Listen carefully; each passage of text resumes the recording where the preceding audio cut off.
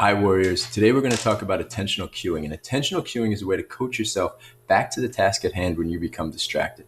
If we think of our focus as a spotlight shining in on a 5-meter target, when it becomes adrift or distracted, we can use two types of cues. We can use B cues and do cues to get us back to that task. And a B cue is going to inform us our current level of activation or the desired level of activation. And that desired level of activation is going to be from an emotional or physical standpoint. B cues. How do I need to be to perform my best? Do cues, on the other hand, are going to be some task-specific portion that we can use that are going to enable us to get back to that task at hand. And now you're familiar with cues because you have them all the time. In the gym, Ryan may give you cues like, tighten your core, breathe through your mouth, drive through your heels. Those are cues in the gym. Other cues you may be familiar with, see what you touch what you see, slow is smooth and smooth is fast. All get at how I want you to do or be and bring you back to that moment. And one of the best examples I have of using a do and a B cue together to improve a performance task comes from my work at Fort Drum. I was working with a unit on marksmanship, and I had a class of mostly E4s and below with one first sergeant. We were talking about how your thoughts impact your emotions, impact your physiology, which is ultimately going to impact your performance. And in this discussion, we said, what happens when you miss a pop-up target?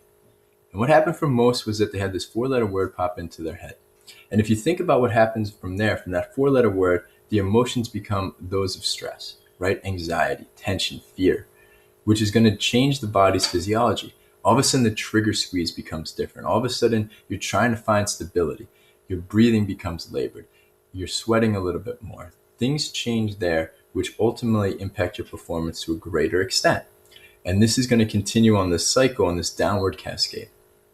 So, I asked the first sergeant, I'm like, what do you do? Because he was very quiet at this time and said, I just think to myself, next target, which is a great do cue.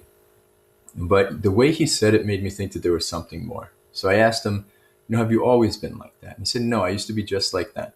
So that gets at this, one of the first key things about cueing is that it's going to take practice. And we talked in our video on choking about how repeated exposure to stressful events is going to kind of give you the ability to have confidence in your ability to handle that setting.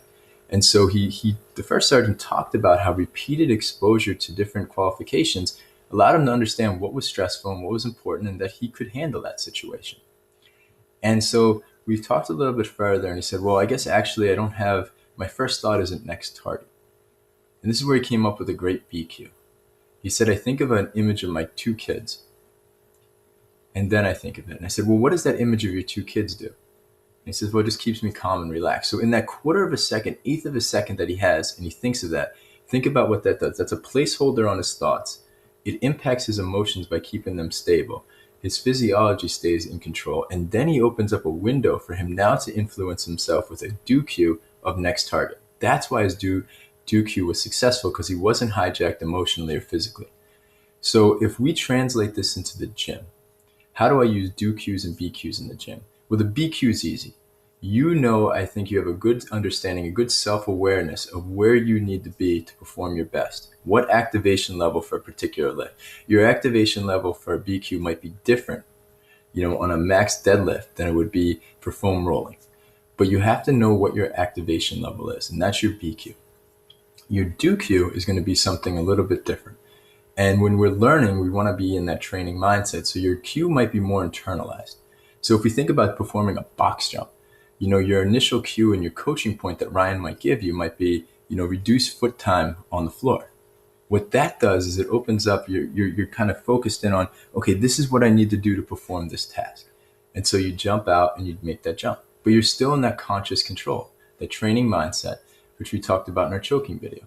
Now, when we're able to learn that task and now perform it and really start to train ourselves in the gym, we want to go to a more external cue for that piece, which might be jump through the ceiling. Because now we know that we're going to just do the other parts subconsciously. So now you're jumping through the ceiling, and that's going to help you perform those tasks. Like with all these skills, we talk about being a boxer over a gladiator. The gladiator, in the face of a threat or an obstacle, put his equipment on.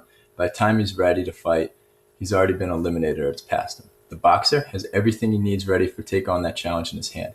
That's assuming that he has practiced the skill, and it's assuming that he has the right skills. With cueing, I think you have a skill that's going to help you get back to the task at hand and help you perform your best when you need it most. If you have any questions, let me know. Thank you.